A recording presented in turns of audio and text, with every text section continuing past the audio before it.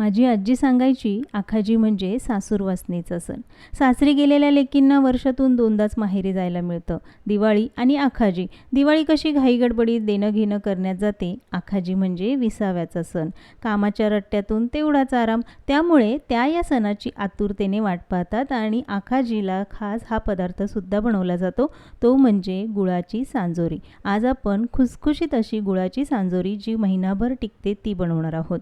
मग चला बनवूया रेसिपी. त्यासाठी पॅनमध्ये मी 1 चमचा साजूक तूप घालून घेतलं आणि 2 कप घेतला आहे बारीक रवा. रवा तुपावर चांगला परतवून घ्यायचा, पण फार काळसर करायचा नाही. हलकासा त्याचा रंग बदलला की लगेचच काढून घ्यायचा. सांजोरी बनवताना जाडसर रवा वापरू नका, बारीक रव्याचाच वापर करा.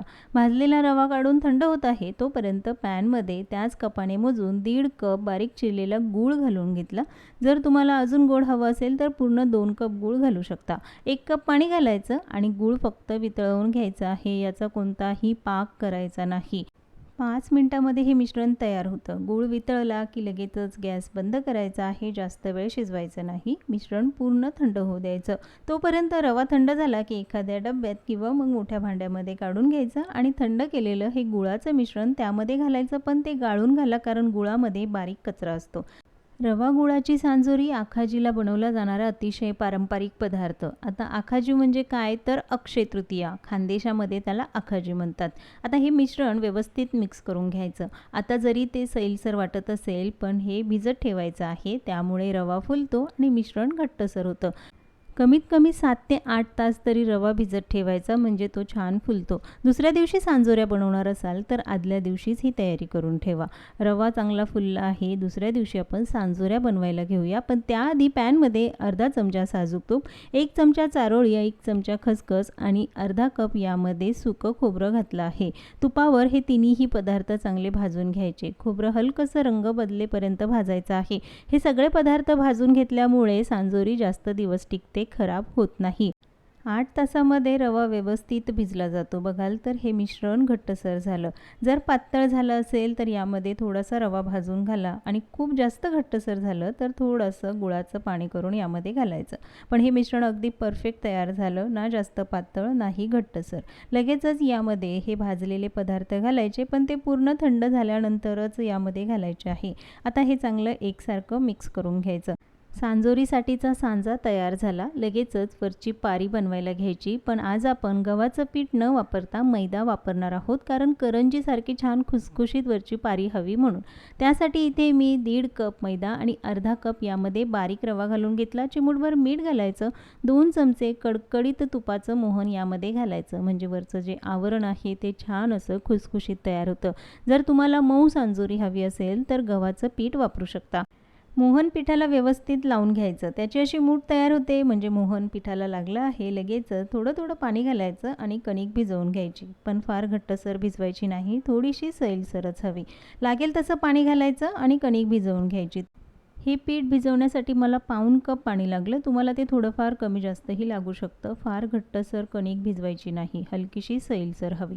यावर झाकण ठेवायचं किंवा एखादा सुती कपडा ओला करून ठेवायचा. 10 ते 15 मिनिटं पीठ मुरत ठेवायचं, कारण त्यामध्ये आपण रवा वापरलेला आहे. 10 ते 15 मिनिटांमध्ये पीठ व्यवस्थित भिजलं जातं आणि त्यानंतर ते 1 ते 2 मिनिटं चांगलं मळून घ्यायचं, म्हणजे छान सैलसर होतं. आता या पिठाच्या छोट्या लाट्या बनवून घ्यायच्या. तुम्हाला हवं तर अशा सांजोऱ्या बनवू शकता, पण आज आपण पुडाच्या सांजोऱ्या बनवणार आहोत. जशी आपण पुडाची करंजी बनवतो तशीच सांजोरी बनवायची. मस्त खुसखुशीत खारीसारखी तयार होते. त्यासाठी या लाट्या ज्या तयार करून ठेवल्या त्या झाकून ठेवा, नाहीतर हवा लागल्यामुळे त्या कोरड्या होतील. लाटताना थोडासा मैदा लावायचा आणि शक्य होईल तितकी पातळ पारी लाटून घ्यायची आहे.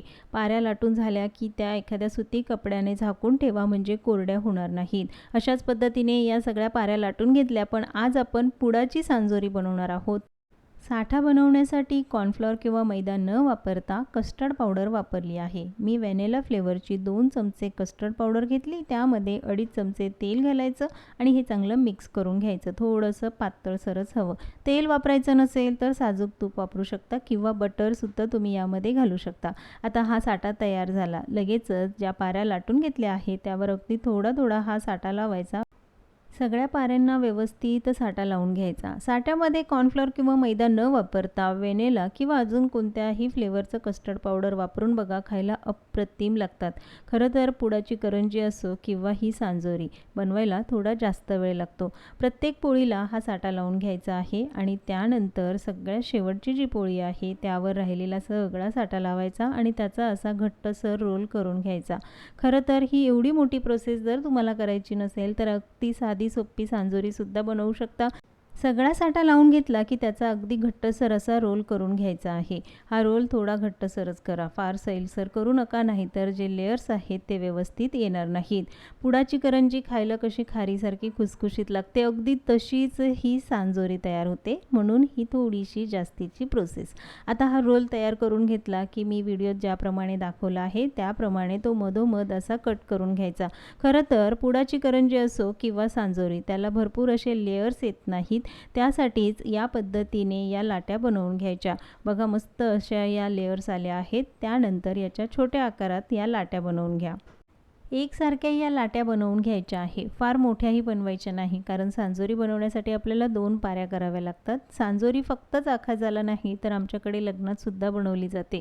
आता ज्याप्रमाणे मी व्हिडिओत दाखवला आहे त्याप्रमाणे हे व्यवस्थित प्रेस करून घ्यायचं, म्हणजे वरती छान अशा लेयर्स येतात.